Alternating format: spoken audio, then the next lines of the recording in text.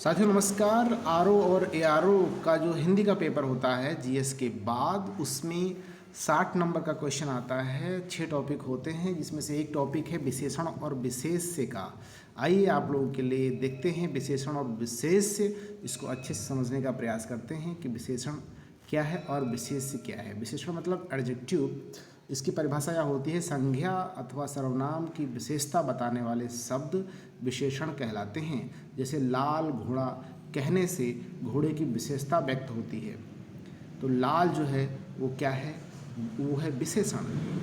तो जो उसी घोड़े का बोध होता है जो लाल है, यानी ये जो लाल है वो किसकी विशेषता बता रहा है, घोड़े की।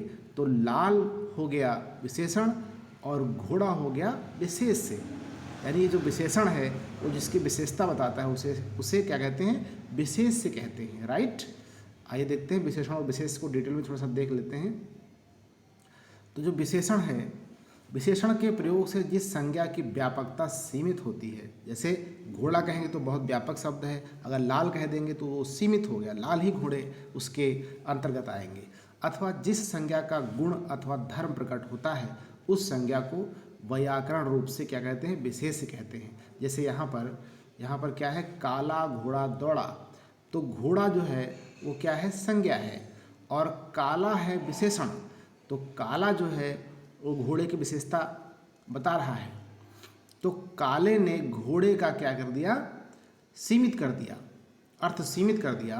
तो काला क्या है, एक विशेषण है, और घोड़ा हो गया विशेष्य, यानी जिसकी विशेषता बताई जा रही है, जिस संज्ञा और सर्वनाम की, वही संज्ञा और सर्वनाम विशेष्य कहलाता है। अब आगे देखते हैं। इस वाक्य में काला में विशेषण और उसकी संज्ञा घोड़ा विशेष्य है।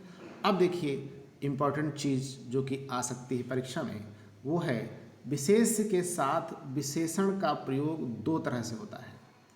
यानी मान लीजिए कोई विशेष है, यानी संज्ञा है, कोई क्या है, संज्ञा है, इसके आगे अगर विशेषण लगा होगा तो वो हो जाएगा विशेष्य विशेषण, और अगर पीछे विशेषण लगा होगा तो उसको कहेंगे विधेय विशेषण। संज्ञा के पीछे अगर कोई विशेषण लगा हुआ है तो उसे कहेंगे विधेय विशेषण। दो उदाहरण आपके सामने आप यहाँ पे दिखा रहे हैं। देखिए एक ही शब्द है दो तरीके से।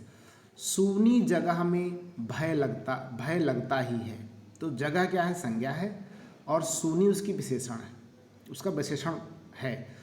तो ये संज्ञा के पहले जो है, विशेषण क्या है, संज्ञा के पहले है, तो इस जो विशेषण को कहेंगे विशेष विशेषण।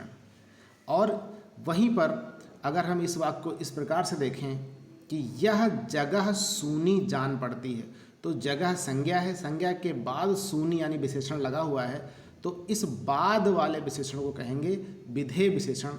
ये अक्सर क्रिया के साथ का यूज में आता है। सूनी जगह जान पड़ती है, ठीक है, तो इसे कहेंगे विधेय विशेषण। तो याद रखिएगा आप, विशेष विशेषण और विधेय विशेषण। क्रिया के संज्ञा के पहले लगा हो तो विशेष विशेषण, और संज्ञा के बाद लगा हो विशेषण तो उसे कहेंगे विधेय विशेषण। Thank you so much.